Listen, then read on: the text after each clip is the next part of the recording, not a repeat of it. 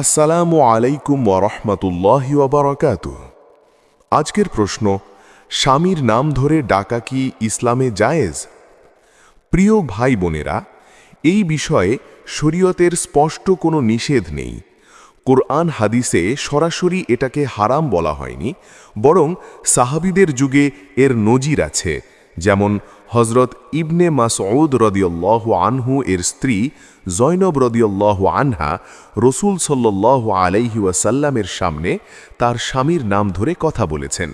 আর হযরত হাজেরা আলাইহা স্বামী ইব্রাহিম আলাইহিকে নাম ধরে ডেকেছিলেন, হে ইব্রাহিম। সাহি বুখারী। এসব থেকে বোঝা যায় নাম ধরে ডাকা মূলত জায়েজ। তবে একটা গুরুত্বপূর্ণ বিষয় আছে, এটা অনেকাংশে সামাজিক রীতিনীতি ও সংস্কৃতির ওপর নির্ভর করে। আমাদের বাংলাদেশ ও ভারতীয় উপমহাদেশে, বিশেষ করে গ্রামাঞ্চলে, স্বামীর নাম ধরে ডাকাকে অনেকে অসম্মানজনক বা বেয়াদবি মনে করেন। এখানে অনেক আলেম বলেন এটা মাকরুহ বা অপছন্দনীয় হতে পারে, কারণ স্ত্রীর উচিত স্বামীকে সম্মান ও শ্রদ্ধার সাথে ডাকা। অন্যদিকে আরব দেশসহ অনেক মুসলিম সমাজে নাম ধরে ডাকা একদম স্বাভাবিক ও গ্রহণযোগ্য।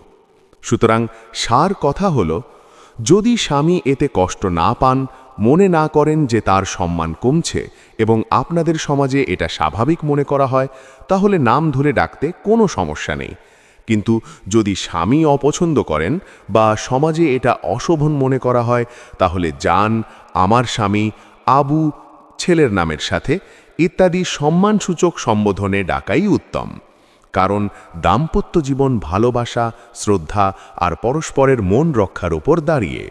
আল্লাহ আমাদের সবাইকে সঠিক বুঝ দান করুন এবং সুন্দর দাম্পত্য জীবন দান করুন।